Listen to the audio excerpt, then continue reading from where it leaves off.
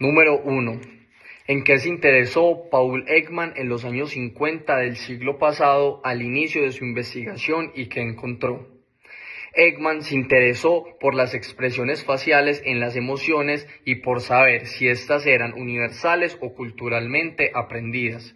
Encontró que ciertas expresiones emocionales como la alegría, el miedo, la tristeza, la ira, el asco o la sorpresa son reconocidas universalmente, lo que sugiere que tienen bases biológicas comunes en todos los seres humanos. Número 2.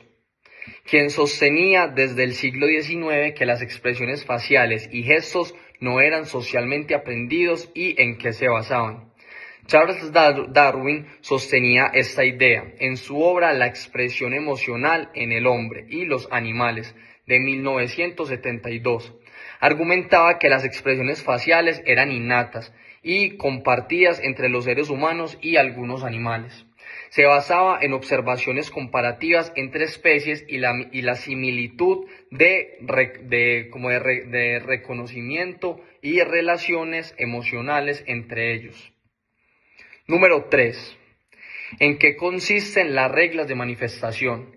Las reglas de manifestación son normas culturales que dictan cómo, cuándo y en qué intensidad deben mostrarse las emociones. Aunque las emociones básicas pueden ser universales, la forma en que las personas las expresan públicamente varía según el contexto cultural. Por ejemplo, en algunas culturas podemos considerar inadecuado o se considera inadecuado mostrar tristeza o enojo en público. Número 4. ¿Qué pueblo y en qué país estudió inicialmente Paul Ekman para llegar a sus conclusiones sobre la universalidad de las expresiones humanas? Ekman estudió en el pueblo de Ford, en Nueva Guinea. Escogió esta comunidad por su relativo aislamiento, lo que permite comprobar si las personas son sin expresión a medios de comunicaciones globales, podrían identificar correctamente emociones expresadas por personas de otras culturas. Número 5. En estos estudios, ¿cuáles expresiones eran fácilmente de identificar y cuáles expresiones no eran tan fáciles de identificar? Las emociones como la alegría, la tristeza, la ira, el miedo, la sorpresa y el asco fueron identificadas fácilmente por los miembros del pueblo de Ford. Sin embargo, emociones más complejas como la vergüenza o el desprecio resultaban más difíciles de reconocer y podrían variar más en su expresión según el contexto cultural. ¿En qué se interesó Paul Ekman en los años 50 del siglo pasado al inicio de sus investigaciones y qué encontró? Bueno, Ekman se interesó por las expresiones faciales de las emociones y en sí saber si eran universales o aprendidas o culturalmente también. Descubrió que habían como 6 emociones básicas como alegría, tristeza, miedo, ira, asco, sorpresa y también son como que reconocidas universalmente.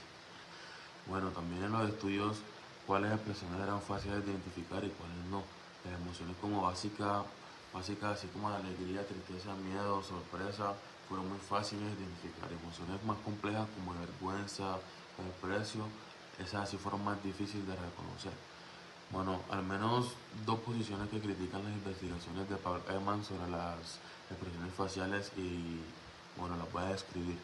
La crítica culturalista señala que Ekman básicamente no consideró suficientemente el contexto cultural que había.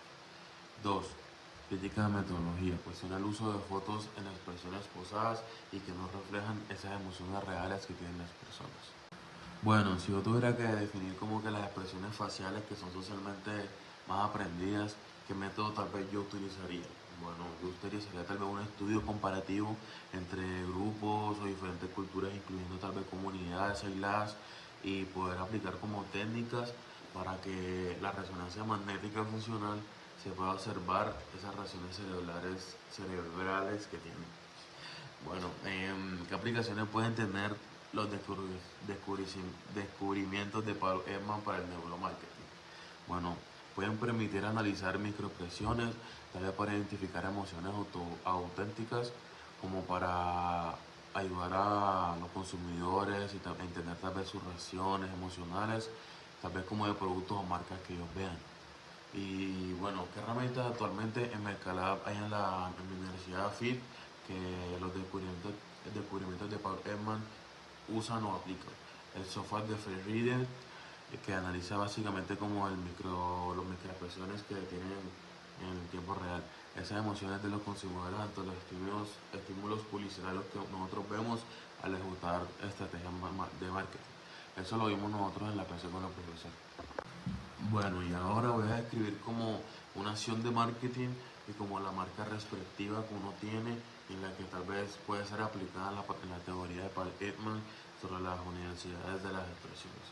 Bueno, tal vez las campañas que comparte con Coca-Cola, en unas sonrisas genuinas al ver como nombres, las botellas como que dando como alegría, comentando tal vez o conectando tal vez emocionalmente con el público a través de sus expresiones que tienen, que muchas veces son alegría, como que están en familia, están entre amigos y siempre es alegría.